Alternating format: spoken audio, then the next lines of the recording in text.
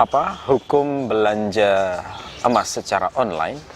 Ada pertanyaan dari Bapak George Alvino. Beliau menulis begini: mau bertanya perihal muamalah atau investasi. Apa hukumnya belanja emas secara online dan menabung atau mencicil emas? Yang kedua, saat ini sangat umum bahwasanya pengusaha mengambil gaji dari usahanya, dalam artian dia mempekerjakan dirinya sebagai pegawai di usahanya sendiri. Dalam kasus usaha tersebut dimodali oleh investor atau sahibul amal dengan sistem mudharabah, apakah boleh si pengusaha, yakni mudharib, menggaji dirinya sehingga gaji itu jadi bagian biaya dalam laporan laba rugi? Terima kasih Ustaz. Oke. Baik, jadi begini. Prinsip utama dalam hal jual beli emas itu harus kontan. Jadi tidak boleh jual beli emas yang sifatnya kredit. Nah, ini didasarkan pada hadis yang diriwayatkan oleh Muslim. Saya bacakan lafadznya.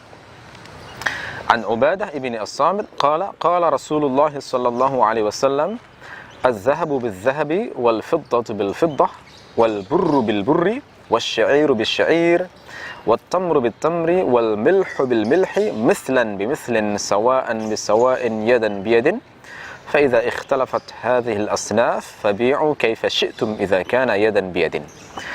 Dari Ubadah bin As-Samit, ia berkata, Rasulullah sallallahu alaihi wasallam bersabda, emas boleh ditukar dengan emas, perak dengan perak, gandum dengan gandum, jewawut dengan jewawut, kurma dengan kurma, garam dengan garam, asal jenisnya sama, kuantitasnya sama, dan kontan. Jika pertukaran barang-barang ini tidak sejenis, maka silakan jual sekehendak kalian selama kontan. Jadi lafadz yang harus digarisbawahi di sini adalah lafadz yadan biyadin. Ya, jadi Rasulullah mensyaratkan penukaran emas dengan emas dan seterusnya itu diantara syaratnya harus yadan biyadin, harus kontan. Sehingga jual beli emas yang sifatnya tidak kontan, maka itu mengandung riba sehingga tidak diperbolehkan. Imam An-Nawawi mengatakan dalam syarah beliau terhadap Sahih Muslim, wa qad ajma'al ulama ala tahrimi bai'iz zahabi bil-zahabi aw bil-fiddati muajjalan.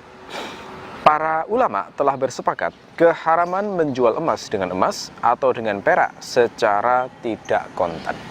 Jadi ini sudah ijma' ulama, dinyatakan dalam hadis dan sudah disepakati oleh seluruh ulama bahwa menjual emas dengan emas atau perak dengan perak itu tidak boleh secara kredit atau tidak kontan.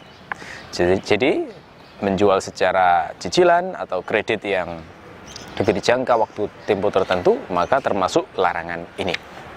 Nah, membeli emas dengan uang itu semakna menukar emas dengan emas. Mengapa? Karena emas di zaman dulu itu adalah mata uang, sehingga menukar uang dengan emas di zaman sekarang itu terlarang berdasarkan penyebab ini.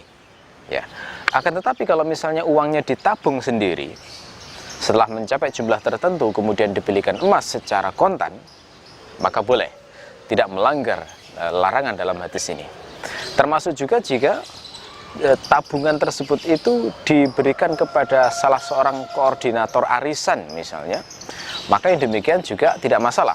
Jadi yang terjadi bukan membeli emas tetapi menabung uang dalam kumpulan arisan, kemudian kelompok arisan tersebut membeli emas secara kontan.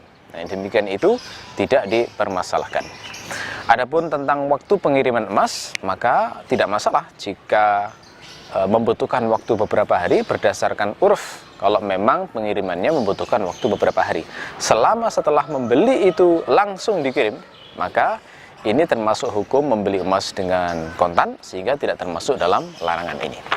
Ini jawaban dari pertanyaan yang pertama. Pertanyaan kedua, bagaimana hukum orang yang menggaji dirinya sendiri pada akad mudharabah atau qirab? Maka jawabannya adalah tidak boleh. Mengapa? Karena dalam akad mudharabah, orang yang masuk di dalam syirkah semacam itu hanya berhak mendapatkan uang dari laba bersih. Dan labanya ketika itu berupa bisnis dalam akad mudharabah ini, maka dimungkinkan naik dan turun, sehingga memberikan gaji yang sifatnya fix itu tidak diperkenankan.